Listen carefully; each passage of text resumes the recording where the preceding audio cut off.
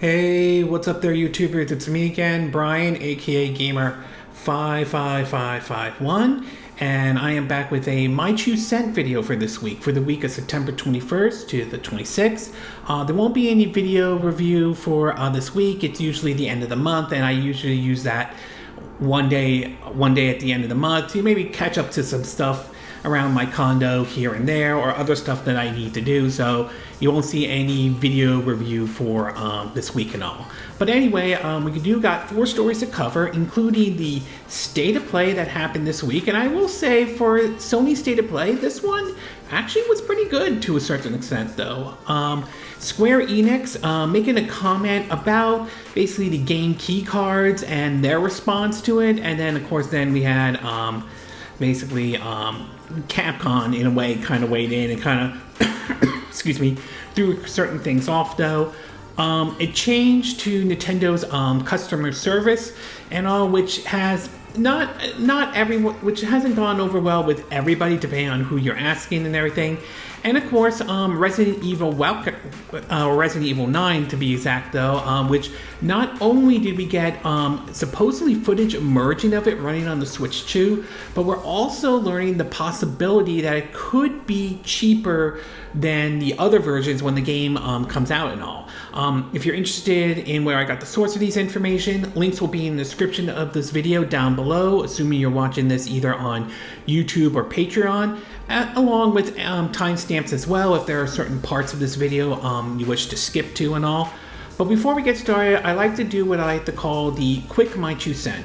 Stories that kind of caught my attention, but I'm not going to go into a huge amount of details and everything. The first one has to do with basically a report from supposedly a leaker named by the name of Kiwi Talks that believes that Red Dead Redemption 2 is Nintendo Switch 2 bound. As some of you are aware, there were rumors going around that basically Red Dead Redemption 2 could not only be making its way to the Switch 2, but it is possible we could see a next-gen version for the Xbox Series X and S, and of course, the PS5. I mean, after all, I believe we did kind of see that with the first Red Dead Redemption. That did make its way to the Switch 1, and then eventually over to the PS5 as well. Again, no word from Rockstar at this time yet, so it remains to be seen. So I am still taking this with sort of a grain of salt at this time, but given that the first Red Dead Redemption did make its way over to Switch 1, I do believe odds are in favor we'll probably see this on the Switch 2 though. If the game does make its way to the Switch 2, then don't be surprised if you hear the word game key card for that. I'm aware not every Nintendo fan is happy to hear that though, but it would not surprise me if Red Dead Redemption 2 makes its way to Switch 2 and it is a game key card. Excuse me.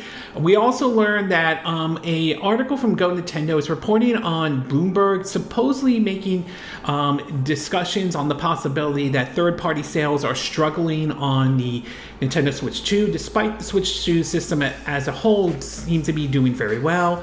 However, not everybody seems to agree with this analysis, as Matt Pizzasa from Satana it dismisses this argument to a certain degree, believing that a lot of people are jumping to the gun way too quickly and all. So it's kind of been a tit for tat on this one in terms of third-party support and all. We've seen a lot of support certainly seen more support for this than we did during the Switch 1, although I will say the Switch 1 third-party support was certainly better than what it was on the Wii U and everything. But at the same time, there's been some reports of whether or not sales numbers have done well or anything like that. I mean, supposedly, we've seen companies like CD Projekt Red has come out and claimed that they are very pleased with some of the numbers that have come out for the Switch 2 version of Cyberpunk 2077. Supposedly Capcom, in a way, is sort of happy with it because I think despite Street Fighter 6 being on a game key card, I think that game did very well. I think it was spotted on one of the Satana numbers. I mean, certainly in the top 10 of the top 10 games for the Nintendo Switch in general, and also it's kind of a back and forth on this one though.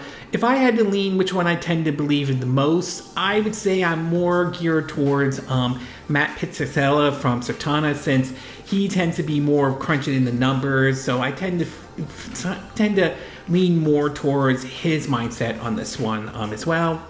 We also learned that basically Borderlands 4, the Switch 2 port, has been delayed supposedly indefinitely, as Gearbox put out a tweet on X, formerly known as Twitter, basically saying that it needs additional development time and polish, and also polish as well.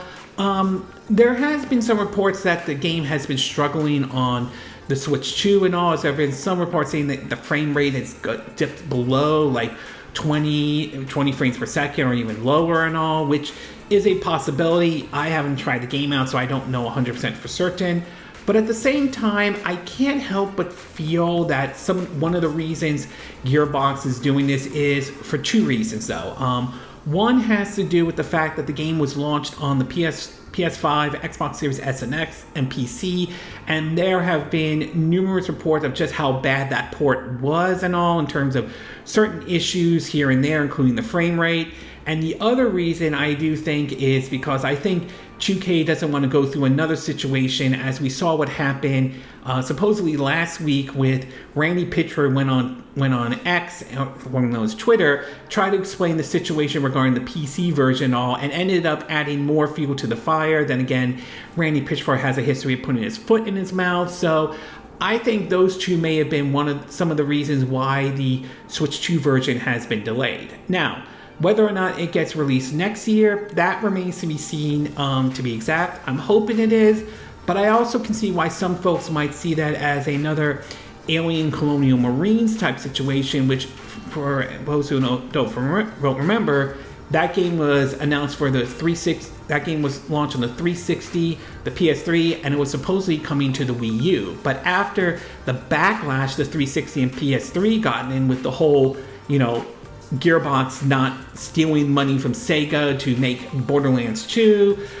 story that sort of go around, combined with supposedly reports of leaked footage that showed the Wii U version not running well. Eventually, the Wii U version was canceled, to be exact, and some fear that could be the case with Borderlands 4. Time will tell if that is the case, but we'll have to wait and see. But for now, Borderlands 4 for the Switch 2 has been delayed. We don't know when the release date might be for that. I'm hoping sometime next year, but time will tell if that is the case. And last but not least, though, we just learned this week that Doug Bowser, the president of Nintendo of America, will be stepping down at the end of December. For those who may not remember, he took the reign after Reggie stepped down and everything, and it's kind of interesting to see him sort of step down a little bit, though. I know some had fun with the fact that his last name was Bowser, but there are those who did not like some of the response he made, including the price point when it was announced how much the Switch 2 was going to cost and everything like that. But whatever the case may be, hopefully, whatever next venture he does in his life, whatever it is, hopefully, I wish him the best of luck. We learned that Devon Pitchard, if I'm saying her name correctly, will be succeeding as Nintendo of America's president. And another person as well, I believe they were, maybe in charge of Nintendo Europe. I'm not 100% sure about that, though. But we'll see what the next president of Nintendo America does. We'll see if she has the similar personality as what Reggie Fils-Aimé or similar to Doug Bowser. We'll find out. Supposedly she's been at Nintendo for around Nintendo of America for 19 years. She started in 2006 when Reggie was, Nintendo of America's president. So time will ultimately tell to see what she does, though. But either way, regardless of whether you agree or disagree with Doug Bowser, though, wish him the best of luck, whatever choice he decides to go to after stepping down as president of Nintendo of America. And finally, in the movie and TV show part of the Quick My 2 Cent, we have two trailers that were shown this week, though. The first one had to do with the Mandalorian Guru trailer that was shown. I will say, out of a lot of the Star Wars stuff that Disney has done so far since buying the rights to it, though, I still hold The Mandalorian with high regards, though. I liked the tone to that show. I also liked, obviously, it felt a little bit like a Westerner and a samurai film to a certain degree. I definitely enjoyed that, though. I will say the trailer for this one, I'm a little mixed to some degree. It's nice to see the Mandalorian guru, or Baby Yoda is what we call them, though. But I also felt the trailer didn't have the same kind of the way The Mandalorian, I mean, when we first saw The Mandalorian for the first time. Obviously, the movie won't be out next year, so we'll have to wait and see. And I know there are some who are basically, I do remember seeing there was another story coming out about many believing that this movie will flop harder than Solo, a Star Wars film, did, though. I would say it's way too early to tell. We'll have to find out how it all plays out next year and all. One little snippet about this is that this trailer was released around the time that Disney was facing backlash during basically the firing of Jimmy Kimmel with the whole Charlie Kirk situation and everything. And there were reports of people writing in the comment section about how claimed that executives were using this to try to turn attention away from the backlash, which unfortunately Disney was losing money and everything like that, to the point that they brought Jimmy Kimmel back. But regardless of that, though, I'm very curious to see how this movie is going to play out when supposedly will be out next year. And last but not least, a interesting trailer for a movie that I didn't think they were going to do this one, and that is Greenland 2, which is the sequel to the first Greenland movie that I believe came out in 2020. It was the disaster movie starring Gerard Butler in terms of what happens in terms of surviving what is a pending doom in which a meteor was about to hit the Earth and all. It was sort of a different approach than what we saw with 1998's Deep Impact and Michael Bay's Armageddon. And the idea of this showing the aftermath, like really showing the aftermath, is really interesting. I never really would expect to see that from like a disaster movie to a certain degree, compared to some we've seen in the past where they show some glimpse of the aftermath and all, but don't really do anything after that. You might see it at the ending of the movie and all, but to do an actual movie based on the aftermath after the asteroid hit the Earth, that's interesting. That, I will admit, that is a very interesting approach that they are trying to take. And I might keep an eye on this one. I might take another look at Greenland again, though. I've heard some folks did like it, and also this is one I might be keeping an eye out in a way. I'm kind of surprised with this kind of approach, especially for a for the the whole disaster movie, B movie, popcorn flick genre in general and all. Okay, and with the Quick My 2 Cent part now done, along with the movie and TV show part of the Quick My 2 Cent, we'll get started with our first story, and this has to do with Resident Evil 9 on the Switch 2, as there are two interesting stories that sort of came out this week in regards to those games in general. Now, one of the interesting surprises we saw during the Nintendo Direct that happened this month, though, was the announcement that Capcom was actually bringing Resident Evil 9 to the Switch 2 and all, along with Resident Evil 7 and Resident Evil 8, also known as Resident Evil Village and all. That was actually, I think, was very interesting indeed to see something like that, including the newest entry in the series, make its way over to the Switch 2 and all. And we did actually see some footage of it, or at least a gameplay trailer, or at least a trailer of it though. And while there probably are going to be some areas that are going to be different from the other versions, especially whether it's from the Series X, PS5, PS5 Pro, or PC in general, the fact that they are bringing this game over is very impressive indeed and all. And now we're learning about two things that kind of have came out about this though, and that is, one is the price point to it, and the other is the fact that footage may have emerged during this month's Tokyo Game Show and all. So in regards to the price point, this article is from Nintendo Everything, and it reads that, quote, over at Amazon UK, we've seen that the Nintendo Switch 2 version of Resident Evil 9 is listed at £60. To compare, the PS5 and Xbox Series X version are currently priced at £70. This is interesting as we haven't seen something like this on a Nintendo Switch so far. As far as we know, 9 will be the same experience on Nintendo's console and all. Now, as far as regarding the price point, it is worth pointing out that neither Capcom has not said anything at this time, and whatever the case may be, it is possible this could just be nothing more than a placeholder price. After all, we've seen a lot of times when it comes to pre-orders, there are certainly placeholder prices that might seem more expensive or cheaper until we get the official price point. So I am exercising a little bit of caution on this.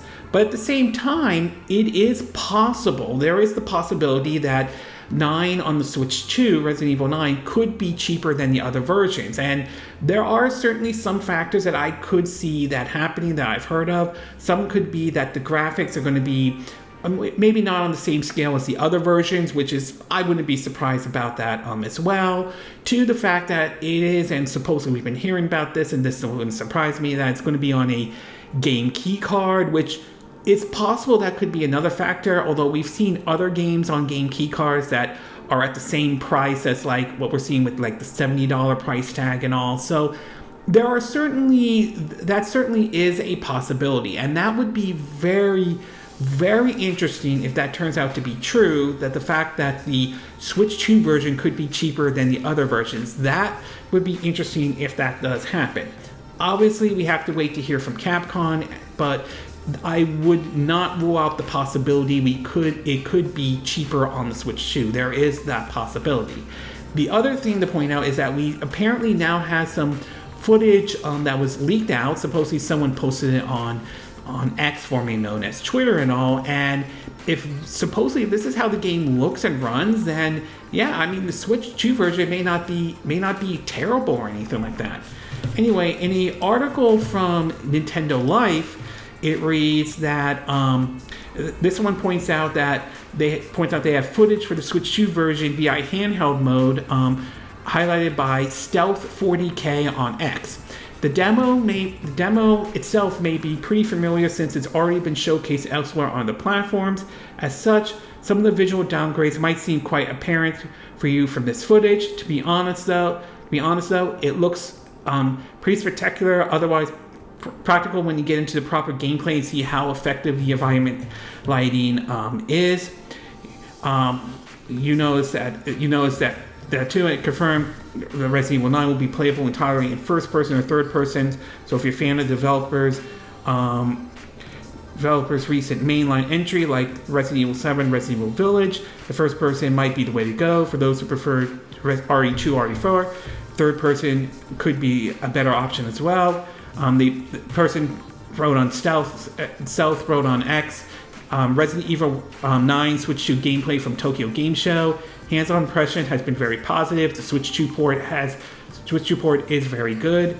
So obviously, if this is how the game is going to look and run on the Switch 2, I have to say that's very impressive indeed to get that game running like that on the Switch 2 and all. And I think it shows that assuming everything is done correctly, that games like these could run on the Switch 2 if they are, optimized properly and handled and all. So we definitely going to be looking forward to see how well this game's going to run on the Switch 2, and of course 7 and 9 and also 7 and 8 as well too. So overall, very interesting situation surrounding the Switch 2 version of Resident Evil 9. Obviously, we still have to wait to hear from Capcom in terms of the price point, but hopefully this report is true and that it will be cheaper than the other versions. And the fact that we saw some gameplay has gone out does show that the Switch 2 is capable of running this, assuming you optimize the game and everything like that. So it definitely shows that when done right, you could get something like this running well on the Switch 2 and all. Okay, we're going to take a quick break, and when we get back, we'll get to part 2, and this one has to do with an unfortunate report regarding customer service for those who call, like Nintendo's customer service in regards of certain situations here and there. So we'll take a quick break, and we will be right back.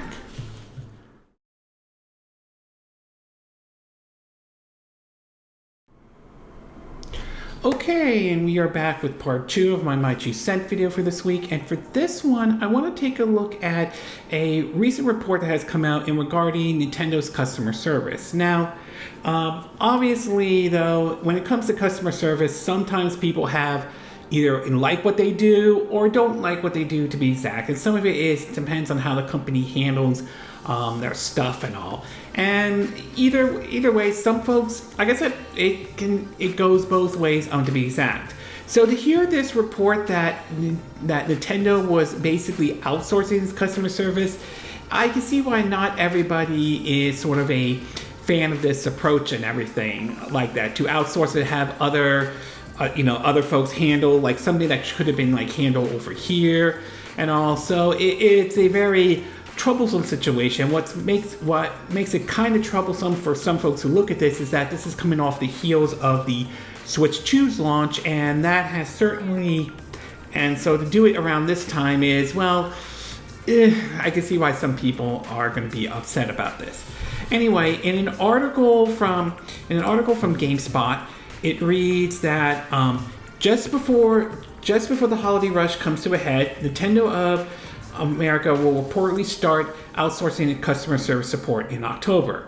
IGN report that Nintendo of America is shifting all of its customer service related operations from the US to South American countries. The contractors who perform these duties, which includes back office teams, fraud, finances, chargebacks, customer service, catalog, customer phones and email support, refunds, account bans, remote data transfer, repair support, everything customer support as one describes, will see their contracts phase out at the end of September. It is estimated that 200 workers will be impacted, many of whom have worked with the company for years.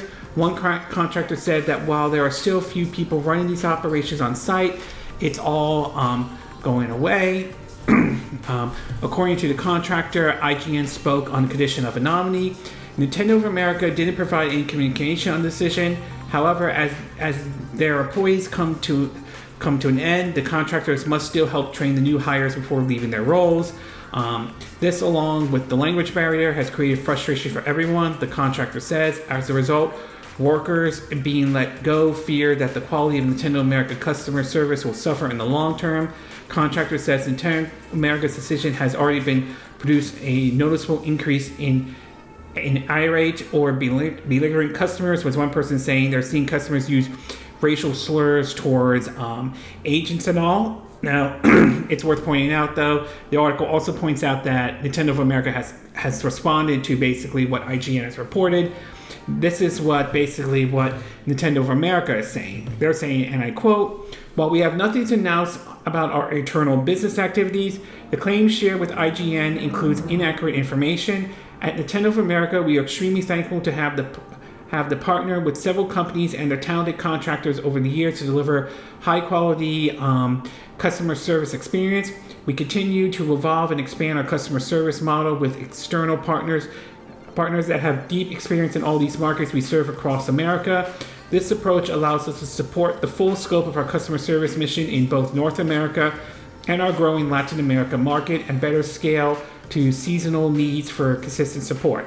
As always, our top priority is to provide excellent customer support." Excuse me. "And we are pleased that customer satisfaction with the service provided by all our partners remain positive." Now, I will say on one part, I do condemn, assuming this story is true, I do condemn the use of racial slurs against some of these folks, especially if they are training some of these folks to be exact. So on that part, I do condemn to the fullest extent, though, on that. But at the same time, outside of that part, though, I can see why some people would not be happy about this. That you're giving these roles to people, especially if language barrier is an issue, to folks that may not be able to answer like some question if they don't, let's just say, don't understand English well or something like that. So it's a very odd situation for Nintendo of America to be doing this, especially since we're coming up towards the holiday season. This will be the Switch 2's first holiday season and everything. Excuse me. And to make these changes right away is unusual. It's very, I don't want to say unusual, it's just, I can see why some people aren't happy about this. Now, there has been some complaints about saying, you know what, these are contractors. They knew that at some point they will be changing jobs here and there and all, and will be doing jobs at other places. And that, again, that could be true to some extent, but still, it does suck, especially for those who have been with the company for quite some time and everything. So it's just a very unfortunate situation indeed, though. How this will all play out going forward remains to be seen. But yeah, I can see why some folks may not be happy about this at all. So overall, it's a little unfortunate to see some of these employees are now going to be let go and everything, and the fact that it's being outsourced to now, like, or they're training basically other employees and all, especially if language barrier is an issue, is I can see that could be becoming a problem and everything. But in either case, though, we'll find out down the road whether this is a smart strategy for what Nintendo did, or Nintendo of America did, or not, to be exact and all. Okay, we're going to take a quick break, and when we get back, we'll get to part 3, and this one has to do with Square Enix, and a comment they made in regards of game key cards as they sort of add into it, especially after hearing what Ubisoft had to say in regards of Star Wars Outlaws on the Switch 2. So we'll take a quick break, and we will be right back.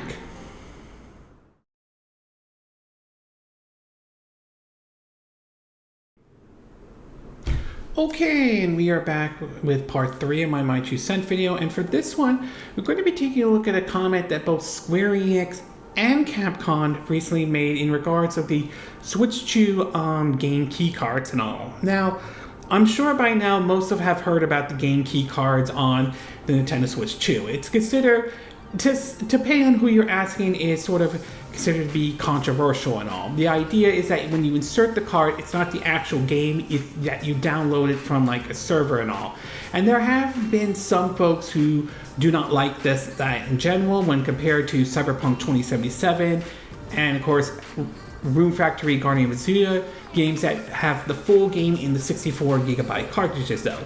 But at the same time, it also is, I view, at least from my perspective, is better than the empty box with a code in it that we saw during the Switch 1 era. So I kind of view them as game key cards as kind of the lesser of the two evils, even though I do think game preservations do have a point. Well, we've seen over the last, at least seen a little bit since the Switch 2 has been launched, the argument being made that cost may have not been an issue, as highlighted by the developers of Star Wars Outlaw, which has came to the Switch 2, as they pointed out that the Switch 2 cartridges, that it wouldn't able to handle the kind of game that they were working at, and why they needed to put it on a game key card to run on, the Switch 2's like SSD and all. Well, now recently both Capcom and Square Enix have come out with statements, and we'll start first off with Square Enix, and basically they gave their reason to why they are using the game key card, and of course basically how they do acknowledge some of the controversy surrounding the game key cards in general. In regards of Square Enix, this comes from WCCF Tech. It reads that, quote, speaking with German publication JP Games, one of the folks who work on the Final Fantasy VII Rebirth, he's the director, excuse me, he spoke saying, quote, acknowledges why users don't like them, but from a developer's perspective, the discussion on game key cards is much different. This new format allows developers to overcome storage restrictions, as released on game key cards allow developers to overcome the Nintendo Switch 2's cartridge 64GB limitation. The biggest issue for developers, especially those making high-end AAA games, is the loading speed of traditional cartridges, which is slower than the speed of a solid-state drive.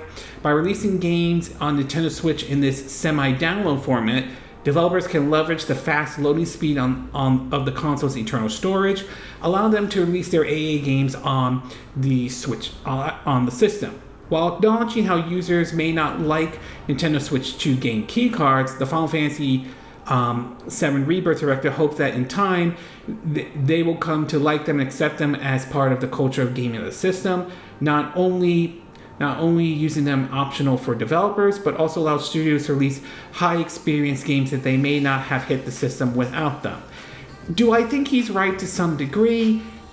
Maybe. It is possible. We heard a similar statement, as I mentioned before, with Ubisoft surrounding Star Wars Outlaw 2. And I will admit that I do not believe game key cards are going to be going away anytime soon. I think whether people like it or not, they're probably going to stay. That said, however, I could see an argument in favor of Nintendo to really re-examine, the 64 gigabyte cartridges and look at better ways to fix, the issue of speed and everything here and there, or at least offer other file sizes as well. So I do think there are certainly some areas that Nintendo or whoever manufactures these Switch 2 cartridges need to address going forward and all. So yeah, I kind of can understand the reason why why this director for Final Fantasy VII Rebirth is kind of looking at this from this kind of perspective though, but still, I do think it is an issue Nintendo is going to have to address at some point down the road. But like I said, I also can understand what he's trying to say, and I don't believe game key cards are going away or anything like that.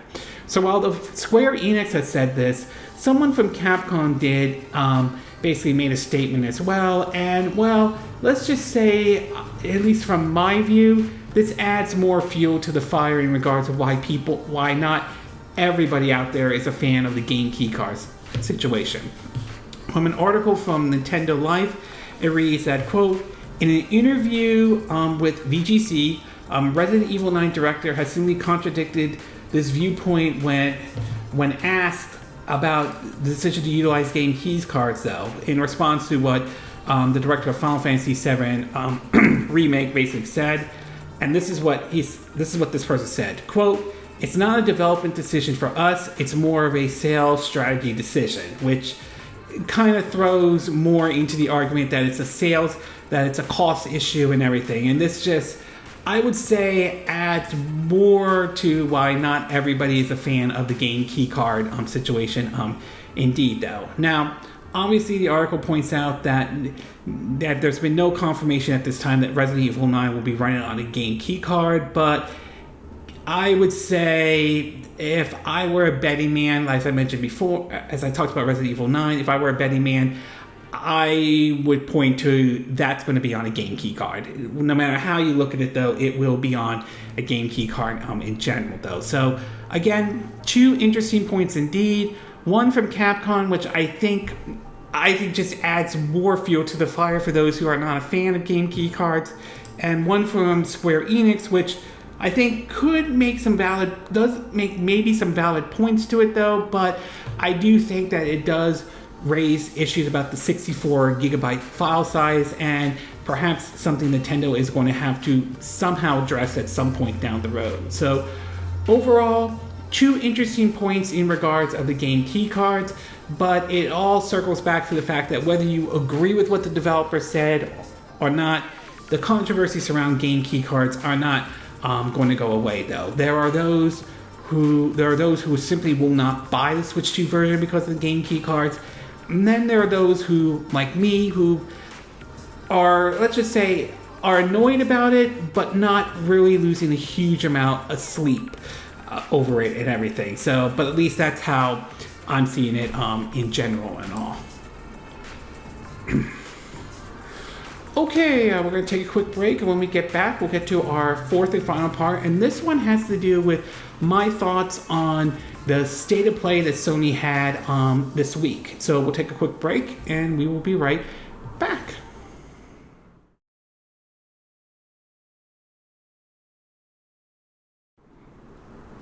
Okay, and we are back with our fourth and final part of our My Two Cent video, and for this one, we're going to be taking a look at Sony's state of play that happened this week and all. Now, when it comes to Sony state of plays, sometimes they could be sort of a mostly miss, or sometimes be like, this is okay and all. They don't exactly have the kind of wow factor, at least as far as I have seen, when compared to something like what we've seen with the Xbox Showcase when that happens, or the Developers Direct, or even the Nintendo Directs for that matter, though. Some of that could be the presentation itself, other times it could be how people set their expectations. Well, recently, coming away from watching this one, I will say out of a lot of state of plays that I have seen before in the past, I would say this one's probably the best one they have done so far. Are there some areas I would have liked to have seen that they've done more of? Yeah, I will agree, but I will say overall, this one definitely was good indeed. As I said, excuse me, the best one they have done recently, though. So I'm going to break it down into what I like and what I didn't like, mix, not 100% sure about. In terms of what I like, one of the games that was announced during the State of Play was something called Chronoscript, if I'm saying the name correctly, The Endless End. This one was kind of interesting because this one was like a 2D game in a storybook type setting to a certain degree, though. Or not, I would say storybook, like one of those like old like books like during like the medieval days and everything like that. So it was a very interesting one, and it kind of does show basically how video games could be somewhat of an art form to a certain degree. So this one I definitely would be keeping an eye out as well. Obviously, there's other games out there we've seen that are probably going to make their way over to other systems, but even so, this is one that I definitely would be keeping an eye out, certainly. The next one was Nioh 3. Definitely something I'm looking forward to. It's on my radar as well. I enjoyed Nioh 1 and 2. I did enjoy Wulong Fallen Dynasty and Rise of the Ronin. I like Koei Tecmo's somewhat of their take over the Souls-like formula to a certain degree. I was kind of still surprised that they're doing a third entry, considering the fact that supposedly the second one was supposed to be the last entry and all, but obviously they are doing a third one. I'm definitely looking forward to seeing how this third one is going to play out indeed and all. The next one is Saros, S-A-R-O-S, from House Martique that did, I think, Returnal and everything. This one looks kind of neat as well, though. I'll probably be keeping an eye out for this one.